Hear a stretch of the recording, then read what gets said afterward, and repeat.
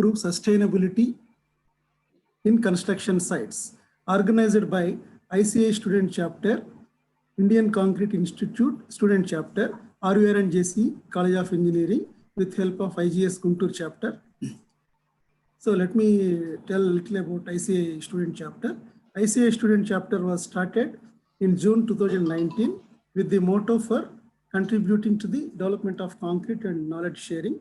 Till then, conducted one national workshop and some webinars. This is fifth webinar. There are few announcements to the participants.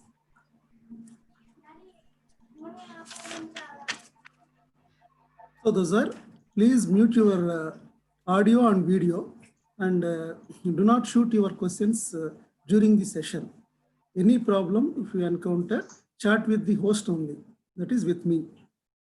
At the end of the session, there will be question and answer session where you can ask your questions by typing in chat box only.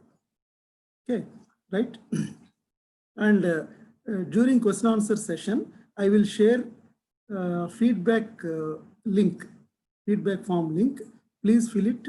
The purpose of feedback form is to share any technical content and to draw your views and suggestions. So, these are.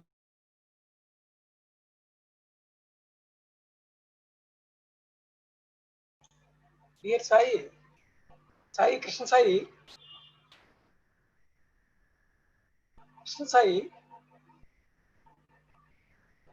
Sairam Kumar.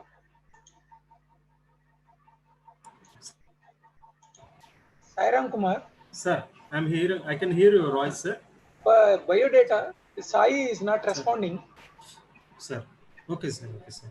Do you have Mr. Sir. Prakash biodata? Yes, sir. 1 minute, sir. You can. Dr. Rama, yes. No problem. I can introduce myself.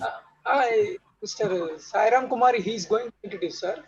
Okay. He is our colleague, another colleague. In case if the content is not with him, I can introduce myself. No problem. Content is him. I'm having content, sir. Thank you, sir. Myself, Dr. N. Venkat Sairam Kumar, working as assistant professor. Kindly introduce today's presenter. Dr. Prakash Nandagopalan is presently working as associate professor in the Department of Civil Engineering at Indian Institute of Technology, Bombay, actively engaged in teaching and research and consultancy in construction, an emphasis on the transformation of knowledge to the practice. He obtained his PhD from Indian Institute of Technology, Madras in 2009 in the area of self-compaction concrete. During his PhD, he received the DAAD Fellowship for performing a part of his research in University of Germany.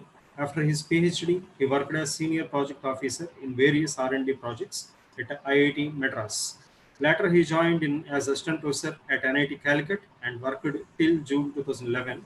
And since July 2011, he is working at IIT Bombay. His area of interest are rheology of cement-based materials, ultra-high performance concrete for defense systems, and sustainable construction material and technologies. He also received Young Faculty Award in 2011 and Excellence in Teaching Award in 2014 and 18 at IIT Bombay. Thank you, sir. Sir, I kindly forward to you, sir, for presenting today's webinar, sir. Thank you, Nandagopalan, sir. Thank you, sir, for introducing me. And sir, excuse me, sir, Mr. Prakash. Yeah. Before starting, because some people they are drawing on in your slide. More section is there. You can disable participants annotations, right?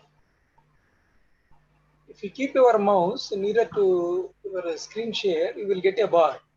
Yes. In that, more is there, right hand corner. Okay.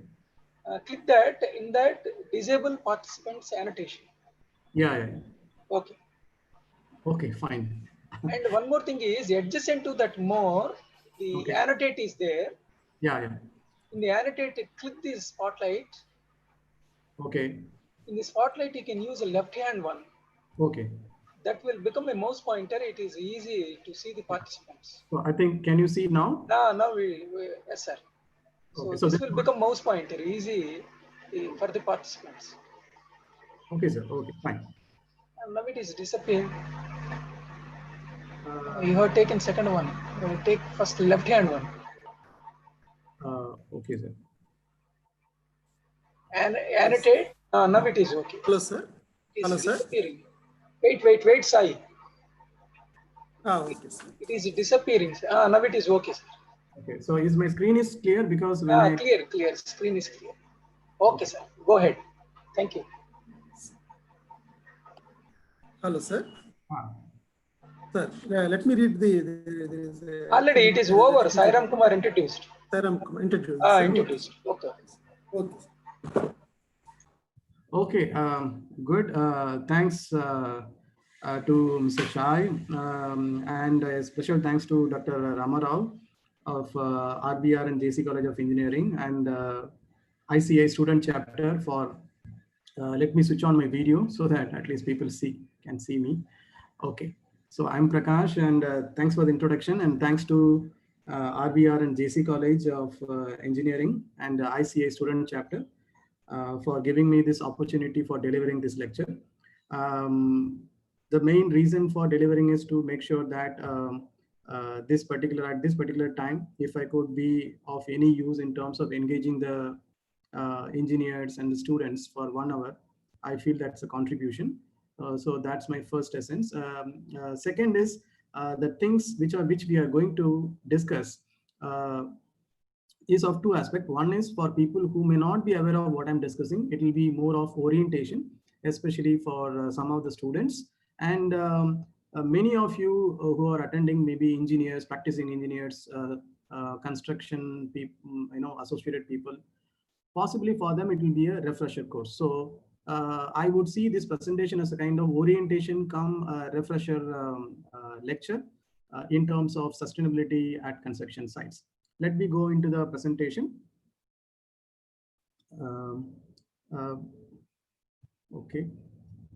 Okay, so as far as this presentation is concerned, I will be covering in 3 aspects. One is about the basics of sustainability. Since this particular set of audience has students and especially organized by student chapter plus practicing engineers, let me touch upon some of the basics of sustainability. For those who are aware of this one, please bear with me. The other things for other people, certain new information are available which will be of use to them to orient themselves towards the concept of sustainability.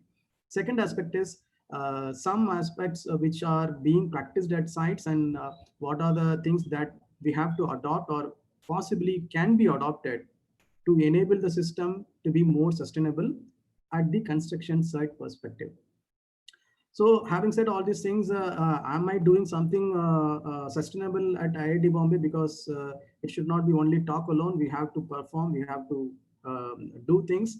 So I'm going to give one of the case studies or one of the projects that we have executed at IIT Bombay based on the support of IIT Bombay, a kind of sustainable project using the demolished wastes which are generated at IIT Bombay. So these are the 3 segments of my presentation. Let me start with the basics. Before going to the concept of sustainability, let us understand the current scenario. As far as India is concerned, India being one of the most populated country in the world, and because of the growing population, as we all know, there are a lot of demand for the infrastructure rises. The reason is when the population is growing, demand is growing. When the demand is growing, industrialization has to happen to make sure that the demands are being met. Is my voice audible loud and clear, Mr. Sai? Sir, it is audible, sir. It is clear, yes, sir. It is audible and clear. Yeah, please. Go ahead, Dr. Prakash. So as far as this population issues are concerned, we have to meet the demand through industrialization. In this perspective, definitely infrastructure becomes a vital aspect. Plus, we all know that the kind of income in certain segment of our society is also on the rising hand, which means like growing middle class. Although there are some debates about poverty on one side and income on the other side, still the purchasing ability of some segment of the people keep increasing. Earlier, construction of one house or having a house itself is a pride. Nowadays, people are going with minimum one house, say in some segment of the people. So this is another aspect. Then uh, due to high income, everybody is having a kind of mobile phones. Nowadays, two mobile phones are there, which is very common. Motorcycle, then car. So these are all things which are becoming a kind of luxury to a need. Earlier, car is a luxury. Now it becomes a need. Kind of the perspective keeps changing. So for supporting all these things, one major and common thing is basically infrastructure. So to meet all these things, infrastructure definitely has to be a key aspect. So to have the infrastructure in terms of even roads, connecting roads and other things, lots on lots of resources are being consumed. Okay, so now the resources are basically something which is very difficult to stop consuming, because once there is a need, we have to meet the need. So what is happening now? We are consuming the resources at a high unprecedented rate. I can give you some example. Say, for example, when we are talking about the population, it is not only distributed. Now, some kind of concentrated populations are happening, which means that a lot of population is migrating towards the urban cities. Now, current scenario is 35 crore people are living in the cities. By 2030, almost like 60 crore people will be migrating towards urban population. So the demand is increasing. To meet the demand, we have to extract the resources from the earth. The global average of resource extraction, mineral extraction, is almost like 450 tons per square kilometer. But in India, if you look at the number, it's enormously high. 1,579 tons per square kilometer we are extracting minerals, which means 4 times than the global average we are consuming, which means we are consuming the resources at an unprecedented rate. Then resources in terms of renewable, non-renewable, all those things are consumed at a very high rate.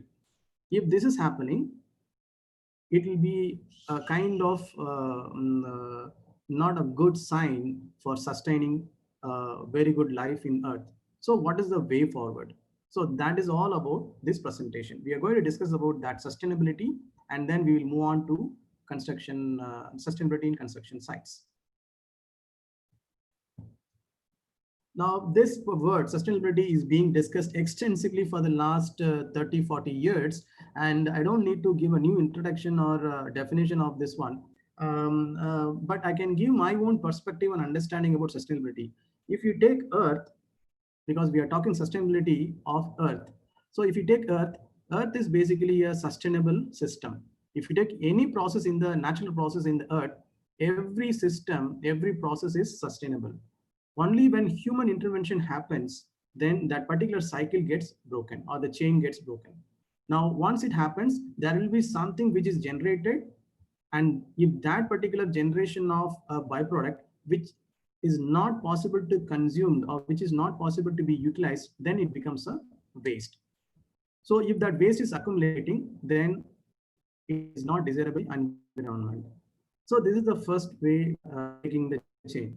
Second one is basically sometimes even we can break the chain. For example, agriculture is not was not there earlier. So once humans started to do the agriculture, it is basically some intervention with a natural process. But still, that agricultural process, definitely people from the village and agricultural background would appreciate that it's a very sustainable process, right? From crop cultivation, then cattle, then further the things which are being used again goes to the land. So the circle is very essentially established.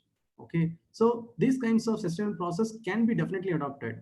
Despite that, even in agriculture, for example, rice husk ash, after taking the rice, the husk which is there is generally used as a fodder for cattle. But sometimes it is being used as a fuel as well because of its high calorific value. That particular ash becomes a waste. Sometimes people use it for their household things, for cleaning and other things. Still, the quantity that are generated to meet the population is enormously high. So a lot of rice husk ash is being thrown out in the open spaces. Similarly, bagasse ash, that is the extract from sugarcane. So these things are basically something like human intervention, and that particular intervention results in some byproduct. If that byproduct is not consumed, it is a burden to the environment in terms of energy and emission and pollution. Now, can we use it? If we consume those things in the concrete, then the cycle is completely closed. It's a kind of closed loop. If we do not use that, it becomes a burden to the environment. So that is the aspect of environment in this particular slides. Okay. So if, for example, I can use this pointer. So environment, this is there. Okay. Now, socially also it should be relevant, and at the same time economic. So I would say socially conscious, kind of socially relevant, environmentally cautious, and economically feasible. If these things are there in the system of sustainability, definitely one can say that the process that human being are adopting will be definitely a sustainable process. Okay. Sometimes the other issue with sustainability related things are, or why we are not able to adopt is, some products which are generated as a byproduct in a process intervened by the human way, we do not have a kind of understanding about how to use it. On one hand, it is very inevitable to not to interact with the nature, because we have to interact with the nature. This is inevitable. Once we interact with the nature, we are breaking the chain, or we are disturbing the proper cyclic process. Wastes are inevitable from that process. If our understanding about science is good, then definitely we can use those kinds of wastes which are generated from the process, whatever the process that human intervention makes it, definitely can be used. If you understand this concept, definitely sustainability is a very simple thing to be adopted. Okay, let us see the other aspects of this one relevant to the construction industry. Why construction industry has to be sustainable? The main issue is increasing housing needs and other infrastructural requirements. For this one, what are the things essential? We need materials, definitely. Once we use materials, definitely a lot of energy and emissions are going to happen. These emissions are going to contribute to the pollution. So as I mentioned earlier, that for consumption of this one, definitely for using these materials, definitely natural resources are being consumed at a higher rate. So what are the consequences? Greenhouse gases. Okay. And as far as greenhouse gases are concerned, it is not only just CO2. There are other gases which we will be discussing shortly. Not only this new construction, possibly most of the engineers who are attending possibly will know that nowadays the buildings which are being constructed for a design period of say 50 years or 80 years or 100 years, they are showing distress at the end of 10th year or 20th year itself, which means they need to go for a repair or reconstruction after 25-30 years, which means significant amount of materials will be consumed for repairing the existing structure. This is not a good sign.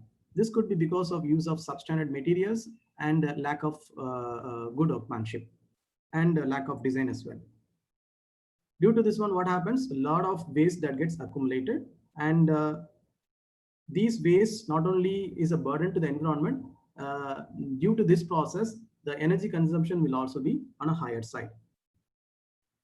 Okay, now, so these wastes are there, but how do we quantify it? Generally, these are being quantified in terms of carbon footprint. It's very surprising to know carbon dioxide is a gas which is there in the atmosphere, but footprint is basically supposed to be on the ground. So what is the connection and how these terms are framed? Let us understand some basics of this one. So this particular aspect of carbon footprint was derived from or originated from ecological footprint. So earlier in 1980s, let me show this.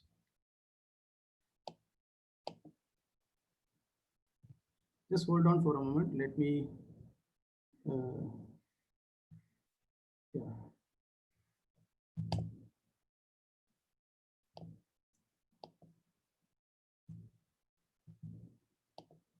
So let me, because I have to open a particular aspect.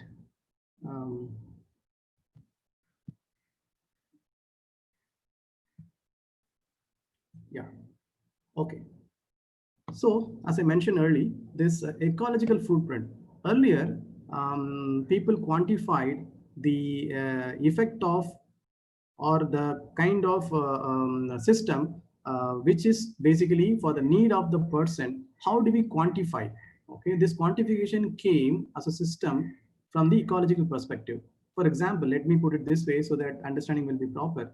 This particular system of ecological footprint, okay, was derived to understand how much a person on earth needs a land from which for the food, housing, transportation, all his services, associated related resources, plus the post assimilation of the waste which are generated for the process of this particular support to the human being can be accommodated. So to put it in little easy way, for a person, how much land is needed to support his life?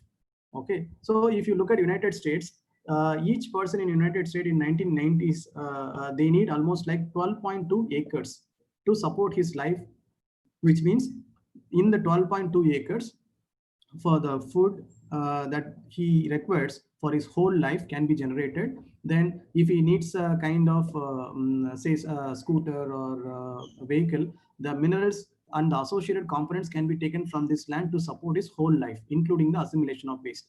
Whereas if you look at India, 1 acre is sufficient enough, which means our demands or our needs are relatively less. This is how they quantified the impact of human living on the earth. Okay, now what happened is, since this is little difficult for people to quantify in a proper metric, okay, carbon footprint was developed just to have a kind of some numbers which will enable you to understand the current scenario. Say, let us say United States, they need at least 8.22 global hectares, okay, per person for the whole life. To take it further, if everybody lives like US people, okay, we need at least 3 years to support our need in terms of the area of the land are needed. If you look at India, for example, this particular Indian conditions, we need only 1.6. But why we are concerned? We are much less than most of the countries. If you look at the number, we are almost 164th in the list, which means our impact on environment is very, very less. So why people are concerned about India? The reason is population.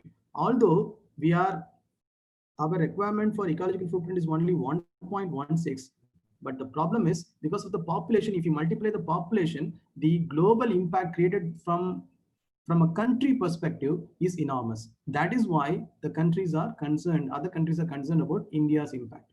Okay, as such, an individual person is very much consuming less, but because of the population, the country-wise impact is enormously higher. So since this is a little bit difficult to quantify in terms of climate change and other thing, people have gone for carbon footprint. So this is how the terms evolve. And this particular carbon gas, or maybe I would say greenhouse gases, doesn't necessarily involve only CO2. It involves methane, nitrous oxide, CFC, and so on. So how do we quantify it? This was quantified through a term called global warming potential. What is this global warming potential? This is basically the amount of heat that are trapped by a gas expressed through CO2 equivalents. What it means, let me explain through an example. Let us say the global warming potential of methane is 72. What it means, if I introduce same mass of CO2 and methane into the atmosphere for a same period of time, let us say 20 years or 100 years, the amount of heat trapped by methane is 72 times higher than the heat trapped by CO2 of equal mass and equal period of time. So that's the meaning. So this is basically a kind of more quantifiable metric. So people are using this carbon footprint. That's the reason why we are concerned about carbon footprint and how it came. Right. So we have discussed about the basics of sustainability, carbon footprint, and so on. Let us move towards the scale of problem. As far as India is concerned, more than almost 50 million tons of waste are generated, predominantly from the construction industry. And there are a lot of manufacturing segments which are also producing a lot of undesirable emissions and waste. But construction industry is one of the most significant polluter of the environment. But it's not something we should be, worried about, because without construction, it's very difficult to move or progress, because the country's economic growth depends on the infrastructural development. At the same time, how essentially we can reduce the waste how essentially we can reduce the emission, how essentially we can consume less energy for the progress of infrastructure is what the discussion point of view here. If you look at OECD countries, OECD means Organization for Economic Cooperation and Development. These are basically US, Europe, or basically developed countries like Australia. So these countries actually contribute significant impact in terms of emissions and energy consumptions. So we are more concerned about greenhouse gas emissions, which lead to global warming. Finally, this is affecting climate change. So this is known to you. Okay, so let us understand how to reduce it. Since these emissions are creating a lot of impact, let us understand how to reduce it. So as you all know that reduce, reuse, and recycle. Since you might be knowing about this one more, let me not spend much time on this one. Quickly, you have to use a lesser quantity. Possibly you can reuse. Then if something cannot be reused, at least please recycle and use it. This is applicable not only in construction industry, in every aspect of life as well. And the most important thing that I would like to highlight is the advanced waste management plan. So this is very important. The reason is this advanced waste management planning is supposed to be there for every construction, not necessarily a big construction, even for a smaller construction also. This is very important. Okay, so we have seen what is sustainability, what are the gases involved, and what are the impacts of these gases. Let us understand what are the available materials or resources. Okay, I would say I will not be using the word waste. The reason is in my dictionary, I would say there is no word like waste. It is basically a kind of resources which yet to find an application. That's how I put it. If my understanding about that particular material is less, then I would call it as a waste. If my understanding of how to use the material is there, then it is a resource. So I would say it's a kind of alternative resource instead of saying waste. Now, let me put this particular perspective of how these wastes which are relevant to the construction industry, that could be post-industrial like fly ash from thermal power plants, then slag from steel industry and so on, then silica fume from ferrosilicon industry, post-agricultural, rice ash, bagasse ash, post-consumer, say for example, now we are water is becoming a biggest concern all these days. So can we use the gray water which are generated from the household, treat it bit, and then can you use it? Yes, there are many studies. In fact, the dye waste water from the industry can also be used instead of directly diverting into rivers or water bodies. These water can be collected and this can be treated a bit, and then that water can be used for construction. Is it possible? Yes. Then post-construction and demolition waste. So these are the possible avenues where the construction industry can take the materials for its consumption. Right. So now let us go on to the main crux, sustainable construction sites. We need to practice the sustainability not necessarily at the design phase, construction phase, and during maintenance phase as well. Lot of construction waste generated during construction, like bricks, concrete, wood, reinforcement, timber, plywood, and so on. Sometimes this tiles and marble cutouts. So if you could have a proper planning, then definitely we can use it. Is there a need? Yes, of course, there is a need. There is a lot of demand from the society. So if you could use the so-called waste into a kind of building product, definitely we will be able to use the alternative resource into a value-added product. Okay, so as far as this particular concrete, let us say one by one, what are the materials generally being produced? There are many concretes which will be leftovers in the pipes. Sometimes we used to have a lot of cubes tested at the sites. Then sometimes what happens is excess concrete due to improper planning. Sometimes due to some failures, some concrete will be dumped. So overall, if you look at, there will be some kind of waste which will be generated inevitably in every site in terms of concrete. So something like what happens is if some problem happens during pumping, they will somehow they have to clear it out. So it will be a kind of huge concrete lumps. And sometimes what happens is some choking will happen in the pipe. So those things has to be cleared. And sometimes excess concrete will be cleared. So all these process makes some kind of waste generation. Okay. Sometimes what happens is some concrete, if they are being not used, there will be in RMCs now, they will be sieving the sand in a bigger sieve, and then they will be using it accordingly. Okay, the sand can be reused. Now, not only concrete, even steel. Steel less than 1 meter generally will be discarded as a waste, so they will stack it somewhere.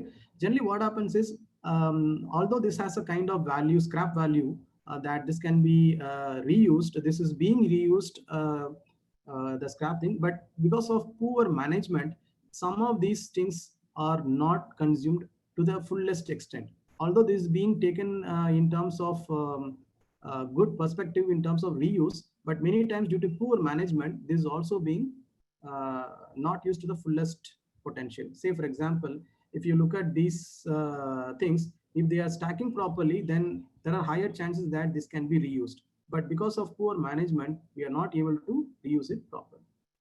Then formwork.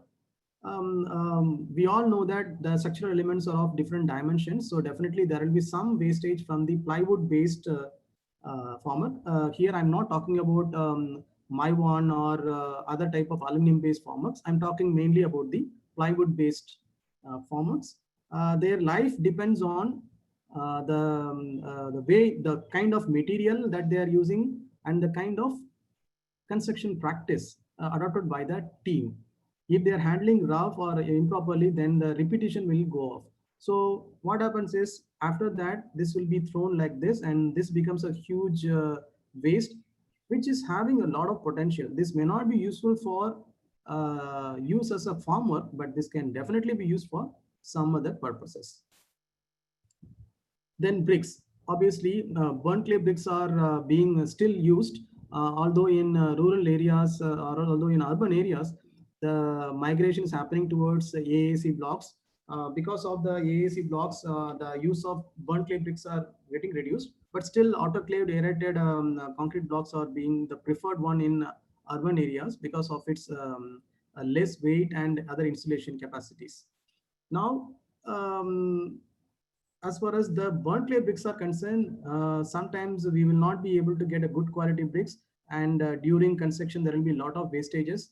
And if we could minimize this one, it will be good. I'm not saying we can eliminate, it will be a little difficult, but we can minimize this one, or we can consume these things in temporary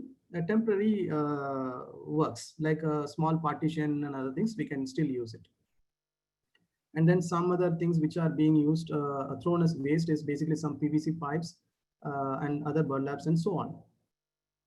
Right. So with my BTech students, we have visited 10 sites in Mumbai, and we presume that the amount of waste generated is almost like 0.5%.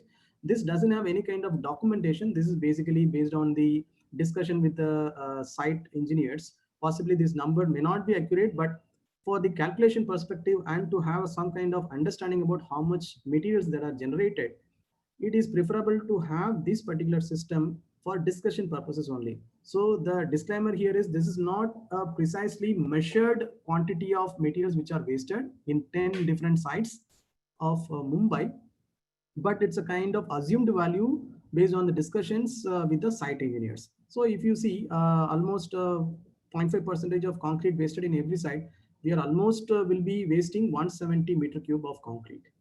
So reinforcement, of course, reinforcement can be reused to a greater extent. Then formwork, and similarly cement plasters, bricks, and so on. So there are huge amount of wastes that are generated from the sites, which means huge amount of alternative resources are generated. That's how I put it. Okay, now on one side this is happening. On the other side, if you look at it, India needs 72 million housing units, especially in urban areas. More than 25 million units are required. Most of the construction happens in and around urban areas. So the generation of waste, the so-called waste, will also be higher. So if you could tap the potential of this waste into a kind of building product, definitely this is going to help us in terms of reducing the waste generated, reduce the kind of emission, reduce the kind of requirement for new materials, and these value added products definitely will be having a good impact on the environment in terms of sustainability. So for example, if I use the post-consumer waste or post-industrial byproducts, what is happening is I'm reducing the number of waste materials into the atmosphere, or the materials which are getting polluted into the atmosphere. Thereby, I'm reducing the emission, which means I'm contributing to the sustainability aspect of the construction. So these things are not something new. This is known to you. Certain information that we are going to discuss will be of interest to you. So please follow it carefully. So some of the general strategies to curb construction and demolition waste. This is also being practiced in some of the projects to at least 10%, 20% to a certain extent in the contract class itself. So my point here is, if it could be made as a mandatory requirement for recovery of this particular construction and demolition waste in the project contract itself, then it will be of good use. And then we have to constantly educate the contractors and the crews on the materials recovery techniques. Now we need to also hold subcontractors responsible for this one, or accountable. Okay, so the other point that I'm making here is, it is not always that if a contractor or subcontractor is not doing well, we are penalizing them. We should also equally appreciate them and provide incentives if the contracting team or the crew is able to make a remarkable impact in terms of material recovery. So it should be on both hands. This is possible only when there is a coherence or synergy between the client, the consultant, architects, contractor, and the end user. So it is always a kind of system wherein if everybody is in sync with each other in terms of sustainable aspects, definitely we can deliver sustainability in every project in India. So for this one of the major important thing is database creation. For every company we have to create. I will talk about this one shortly. Before talking about the strategies of how to move forward, let me introduce a sustainability tool for concrete alone. The first tool is consume less concrete for new structures. So which means if we could minimize the sectional elements, say for example, instead of having a column of 30 centimeter by 30 centimeter area, if we could reduce, then it's a saving in the concrete. For that, what you need to do, you have to design the concrete appropriately to have the same load carrying capacity. Then consume less cement and concrete mixtures by adding more fly ash or slag kind of materials, or bagasse ash or rice ash.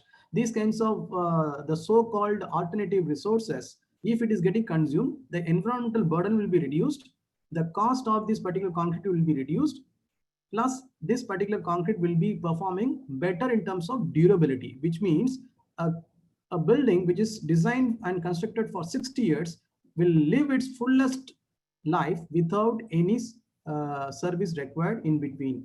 So which means you are not consuming any new virgin materials in between for repair. So that's another sustainability. Third one is consume less clinker for making cements. So now possibly some of you may be knowing about limestone calcined clay cement. I repeat, LC3. For those who do not know, please search in the internet. New cement is coming up. The standard is almost ready with the IS standard. Limestone calcined clay cement. It's a new type of cement wherein we will be using only 50% clinker and 30% calcined clay, 15% limestone, and around 5% gypsum. So by this means 45% of clinker will be savings. Plus nowadays people are talking about geopolymer concrete, wherein we'll be using only fly ash, slag, and some kind of chemicals like sodium silicate, sodium hydroxide to activate it, which involves 0% OPC. So this way we can improve the sustainability, because cement is one of the significant contributor of emissions like CO2 and energy consumed material. Now, some practices which will help is basically, although this is known, the only problem that we generally face is organization. If you could organize the steel placement post usage in terms of bar bending and other things, if you could stack it properly like this, like formwork and other things, it will be very easy for reuse in some other ways. If you stack it inappropriately, then there are higher chances that the sustainability aspect will be cannot be practiced. sometimes I used to wonder sometimes when I see the tile, okay, there will be a lot of design in the tiles, and after construction we will put all the furnitures and the elegance of the tile will be lost. If you're looking at tile as a kind of covering material, you really do not need to worry about the aesthetics. If you could have a flooring with different sizes of materials like what I'm showing in the photograph, here if you see the tiles are of not of uniform size, but it has a pattern, and the wastage of materials in this type of tile cutting will be very less. By using a simple mathematics, it's possible for us to make the complete flooring without much of a waste during cutting. Okay, so now how to use it? The discarded wastes can be used as doors, windows, and shelves. And sometimes the broken bricks can be used as a kind of secondary material for fence. Then the leftover concretes can be reused. Nowadays in RMCs, some of the RMCs in Mumbai, what they are doing is they are having a simple vibrator, kind of bigger simple vibrator, and silicone based molds, in which the excess concrete or the concrete which is not being used is being vibrated and then finished. And these things, through this means, the concrete, instead of dumping, they are using it as kind of paver blocks, which can be a kind of revenue generation as well. So the so-called waste concrete, which is available with the RMC, that particular source becomes an alternative source for revenue generation as well, because paver blocks are being used extensively, which doesn't need any kind of high scientific technique to make it. Just any person, any unskilled labor also can work on it, just by pouring the concrete, vibrate it, then the next day demold it, cure it, then it is ready for sale. So by this means, the concrete which are in excess can be still used without dumping. Then sometimes what happens is the dried concrete, which cannot be used at that point of time, can be crushed and then used as recycled aggregates in the concrete. Then this is one of the important slides that I wish to spend some time on. So we have discussed so far about the basics of sustainability. Then we have moved and discussed about what are the things which are being practiced at sites. And we have taken a case study, how much waste are generated in a particular 10 sites, and what are the ways we have to use or adopt so that the sustainability practices can be enabled appropriately. Now, the main essence of this presentation is this particular slide. What is the way forward? In every city, there will be some builder association, some consultant association, some architect association will be there. Now, my request to all the people or the practicing engineers is, if you are interested, really interested in a kind of sustainable aspect, not necessarily for your company, as a kind of for the system of your city, please have a kind of green construction partners, something like a consortium. So who will be the partners of this consortium? Any construction company, anybody who is interested in sustainability aspect. So what is that they need to do? They have to look beyond the company, not necessarily in the company aspect. They have to look beyond that. What do you mean? What is the meaning of beyond the company? If you are interested in the society, definitely we have to look beyond the company. What are the things that we need to do? Basically, the database creation. As far as database creation is concerned, definitely we need to have a system which is available. So let me repeat. So I think it will be better to put some emphasis on here. This can be a system of a group of people from different companies who can come together and look at the concept of sustainability that can be practiced in their company and between the companies as well. So for that, what is needed? Database. It can be a website or an app. What does it have? It has two segments. It should have two segments. One is, what are the needs from a local community? For example, door, window panels, then door frames, ready-made prefab door frames. Like that, there will be many requirements from the local community. That should be there in the one segment of this website. The other segment is basically how much amount of waste that are generated or the alternative resources. Okay, and like for example, some concrete is generated by using a simple silicone mold. We can make n number of paver blocks. So if there is a requirement from the community that we need to pave the road, during monsoon, we are having a lot of issues. We want to pave the road. You can use initially, if concreting is not possible, at least with paver block, things can be done. So on one hand, there has to be a need. On the other hand, based on the generation of waste, we have to make the waste into a value-added product. So for this one, definitely some kind of investment are required. Every company generally will have like CSR fund, corporate social responsibility, I think 2%, maybe you can correct me if I'm wrong. So this can be used as a kind of investment fund for supporting this particular database. It is not only that creation of database, if you have practiced a good sustainability method, please do share with the system by through seminars and other kind of dissemination. You can share so that other company can adopt. Of course, if you have some kind of IPR rights or property, intellectually property rights and other patenting related things, you don't need to disclose, but at least you can share the ideas where other companies can follow. So for all these things, collective participation. If one company is doing or one site in a company is doing, sustainability cannot be established. It has to be a collective participation. As I mentioned earlier, that right from the client to the user, everybody has to be in synergy to implement this one. Whatever I have spoken is known to most of the people. So why we are not able to adopt? Because lack of motivation. We have to motivate ourselves so that this particular practice can be adopted. If you want to adopt this sustainability at a little higher level, there are tools which are available like Griha, LEED, ABGR, BM, CASB. So from different countries, Australia, British, Japan. So every company, US, every company has their own, every country has their own green systems. So you can adopt this particular essential tools for making your project more green or more sustainable.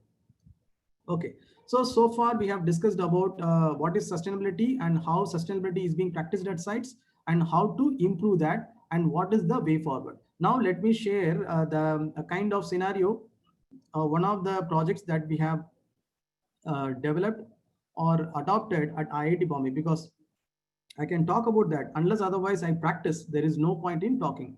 So as you all know, we are IIT Bombay is more than 60 years. So some buildings which are nearing the end of service life, and some structures we need to demolish and reconstruct. During that process, a lot of waste gets generated.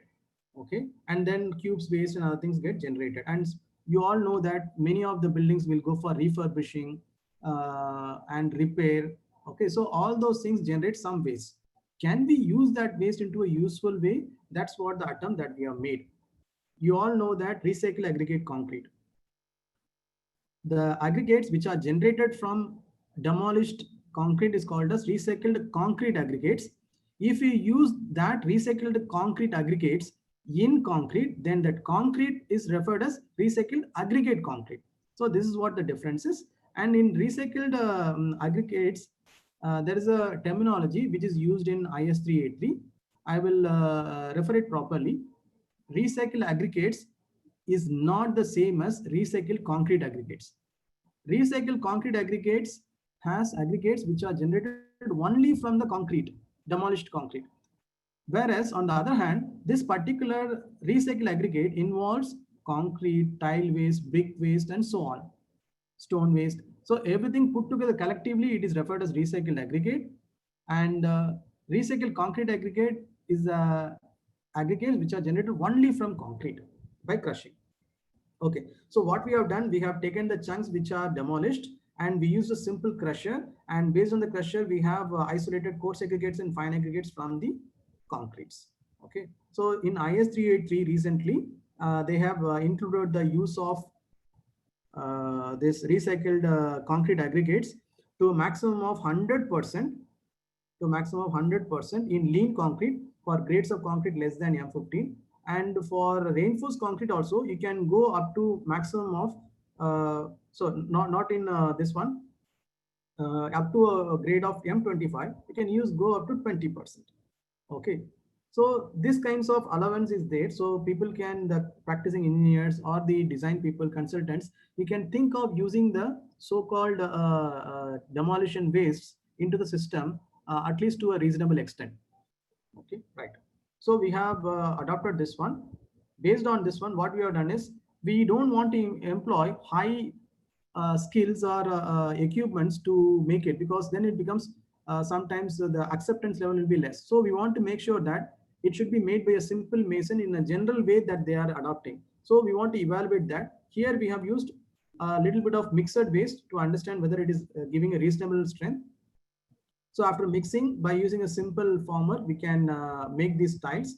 And once these tiles are made, it has been cured. And in fact, these drums are also kind of drums which we have taken from the leftovers, and we use this for curing.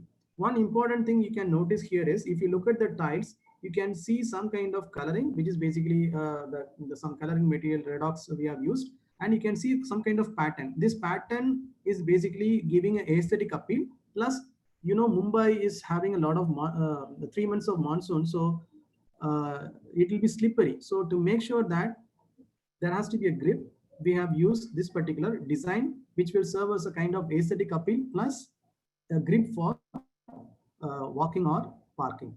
So what we have done with this particular tiles, we have used the broken, we have prepared the ground, we have used the broken concrete blocks from the lab, and we have leveled it, and we have kept the tiles which were made, and now we are able to park the car easily on this one. So this is how the first application started. Although this is not a kind of phenomenal changeover, but this does makes a kind of impact, because it saves a lot of space for us so that cars can be parked initially. Initially, we struggled to get a quality material in terms of strength, because there was a huge variability in strength. It ranged from 1 MPa to 11 MPa variation compressive strength. Then by making a little bit of adjustment, we could consistently get higher strengths in these particular tiles.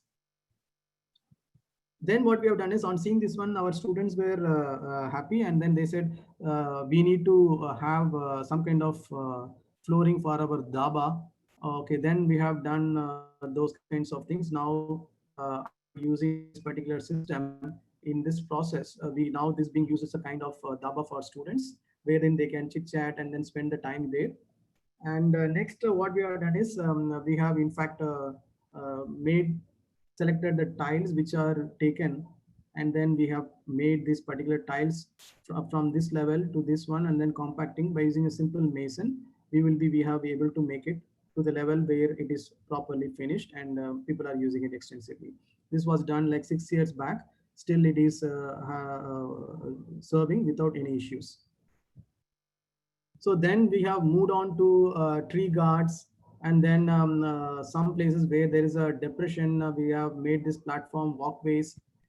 So these are all simple applications wherein it is possible to adopt.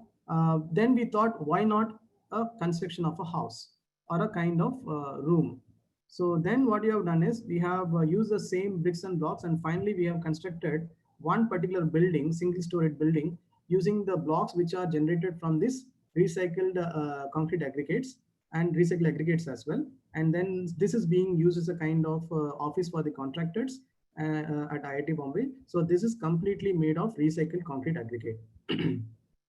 So with this one, I thank all the audience for their patient listening. Thanks a lot for the opportunity. I can take the questions now. Thank you. Thank you, Dr. Prakash. Before question answer session, I will share Google Form link. So its purpose is feedback of the participants. So now I request the participants to copy the feedback link. So chat.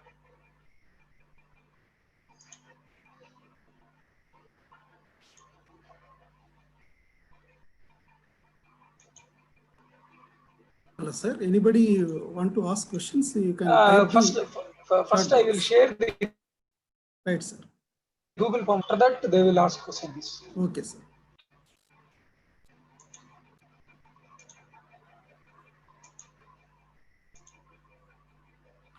Prakash, Professor Prakash, thank you for your excellent, elaborated, enlightening presentation with examples.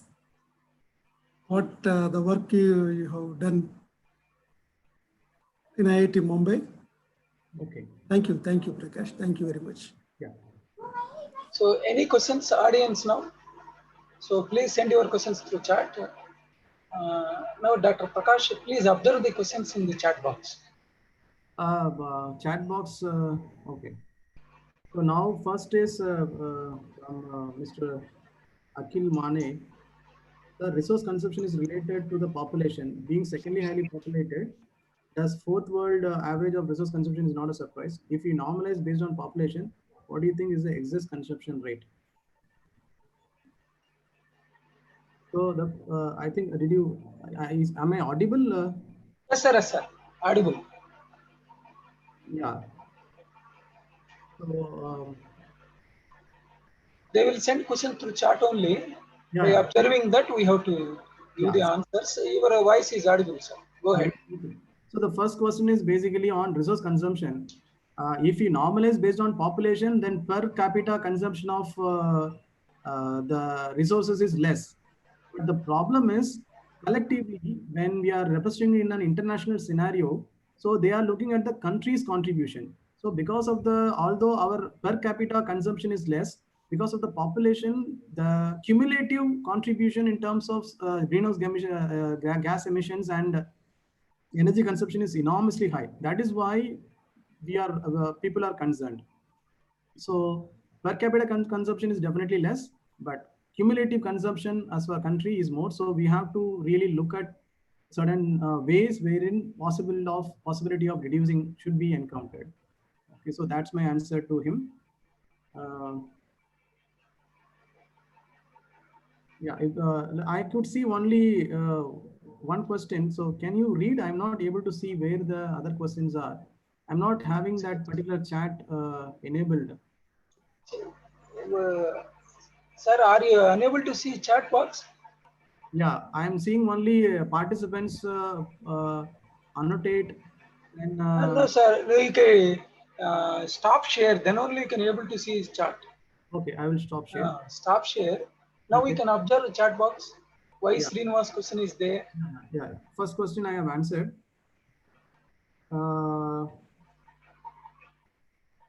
Okay. Now, are you able to see, sir, now? Yeah, only one question is there. Lastly, if you see, I think why Srinivas is not shared to everyone. Anyway, if they are interested, they can ask. I'm okay. Sir, this is one question. Otherwise, yeah, you can read if because I'm not able to see. Whatever I'm seeing is basically something like only one question. So why people are, Mr. Y Srinivas question, why people are working on fly ash? The complete civil engineer are relying only on this material. Why don't we look into the alternate materials? This is the question. Okay, fine. Thanks for the question. It is not that people are only working in fly ash. Since the quantum of production of fly ash is enormously high, there are different attempts which are made to consume it to the extent possible. Say, for example, when you compare the amount of industrial byproducts which are generated, fly ash is the one which is far ahead of all the other industrial byproducts. The production is more than 200 million tons, whereas the next one is basically slag, which is around 20 to 30 million tons, I believe. If I'm correct, if I'm wrong, please correct it. So there is a huge necessity for utilization of fly ash, not necessarily in construction of concrete and other thing. It is also being used for landfilling, stabilization, and many other products. That's why there is a inclined focus on fly ash. But even slag nowadays is also getting a huge attention because of its high potential. Then if you look at bagasse ash, rice ash, extensive research are being carried out, especially bagasse ash, the residue from the sugarcane plants. There is an increased interest in that. In fact, I'm also working in bagasse ash consumption since we are in Maharashtra. We are basically are more interested towards consumption of these wastes, and it is having high potential like other products. So that's my answer to the concerned person.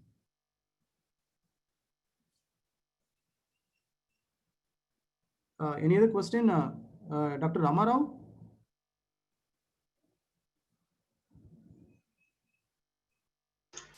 So please send through chat. Any questions?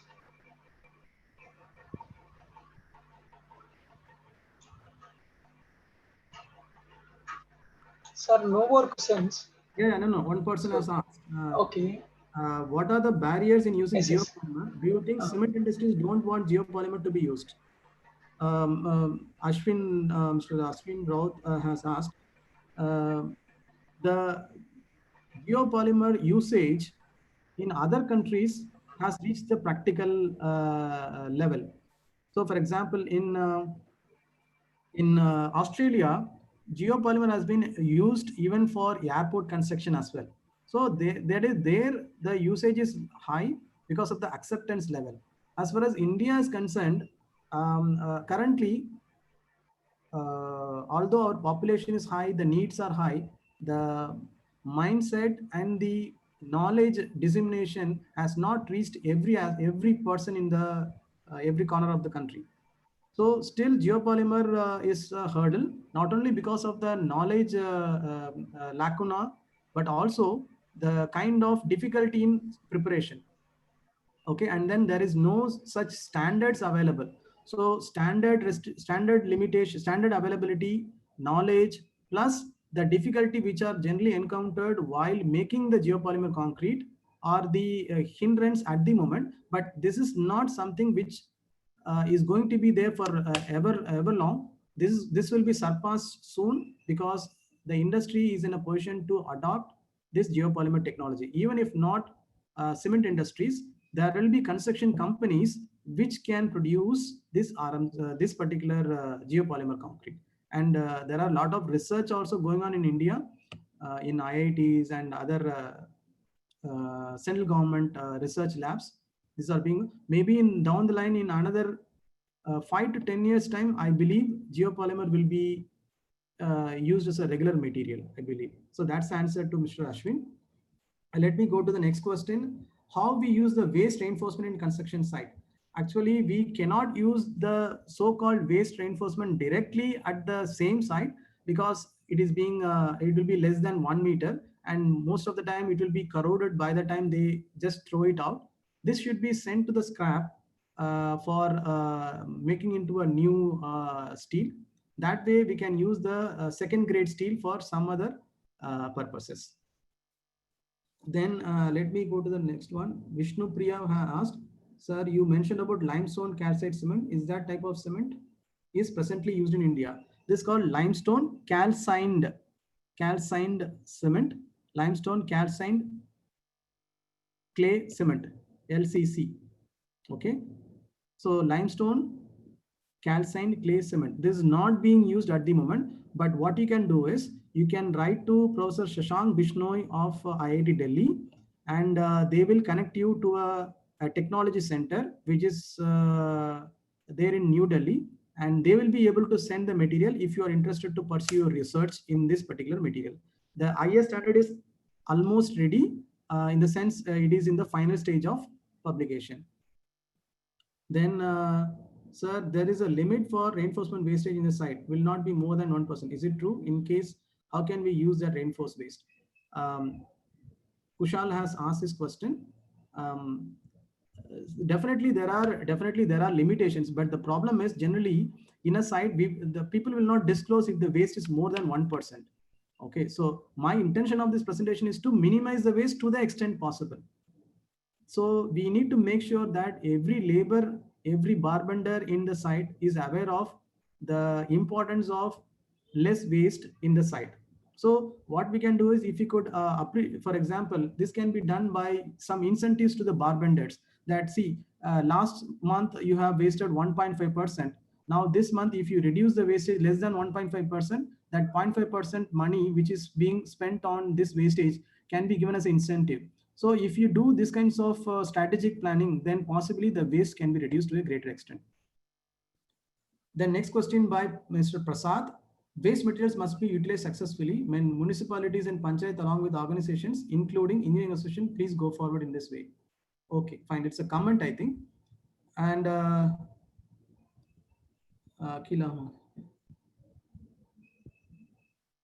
okay, so basically some comments are being given.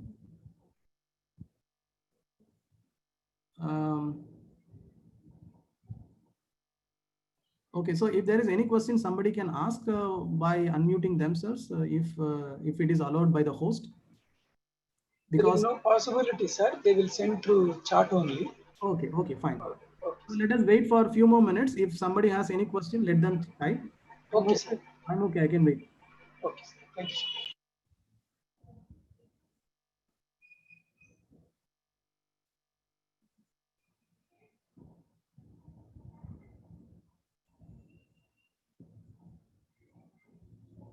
If someone is not convinced with my response, they can ask the question again so that there can be a better clarity. Because my intention is at the end of the session, so there has to be at least delta X knowledge addition to the people who have listened to this presentation. I'll be very happy and satisfied. So if you're not convinced with my response, you can ask the question again. I can put it in a different form and then explain you better. So Ayla Subramaniam has asked a question. How far it is sustainable to use RCA in view of consuming energy to crush the hardened concrete? Okay. So the question is, if we are going to use the recycled concrete aggregates, definitely you have to crush it, which means some energy is being spent on it. So is it, so the question is, how do you see it? How far it is sustainable? If you look at a concrete, 80% of a general concrete is almost aggregates, coarse plus fine aggregate.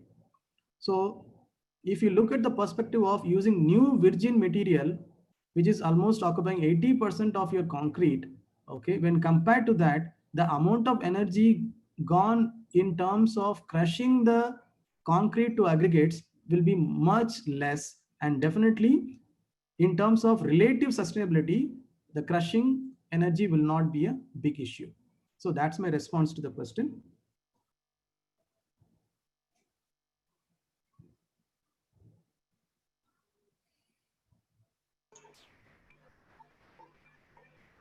I think there are no further questions. So, if there is any questions, you can send to speaker through mail. So, thank you, Dr. Prakash and the participants. So, for the excellent presentation and the question answer session at the end. So, thank you, Sai, for conducting the session. Sir, Sai. Sir, thank you. Thank you, Professor Prakash, for your patient presentation and giving answers to the questions asked by the participants. Thank you very much for readily accepting our invitation. Yeah, thanks. Thank you. Prakash. I have a request. Can I make Dr. Kamarao here? You can tell me, sir. Yeah. So since this is in Guntur, right? Yes, sir. Yes, sir. Okay. So what I'm requesting is, since there will be a lot of students working with you, Yes. So if there will be some alumni who will be interested in starting up a kind of entrepreneurship kind of thing. So if somebody who is interested, they can develop this kind of need and demand and need and existing database creation. So which I expressed in one of my slides. So something like by using a NGO or some kind of students getting together and collecting the requirement from the local public in and around Guntur, and then the construction industries, what are the waste that are generated, and then that can be made as a website, provided if construction companies are interested to share the information, then it can be a kind of matchmaking so that the users, maybe the needy people, can get something from the waste which are dumped into alternative source material for them. So that's all from my side, Dr. Ramarao. Thank you. Thank you for your information. So once the students the classes physically, then we will do all these things. So under this present COVID situation again in the Guntur, so it is difficult to move. So thank you one and all. So Dr. Prakash and the participants. So now I declare the session is closed. Thank you one and all. Yeah, thank you. Okay, Professor Prakash, thank you. Yeah.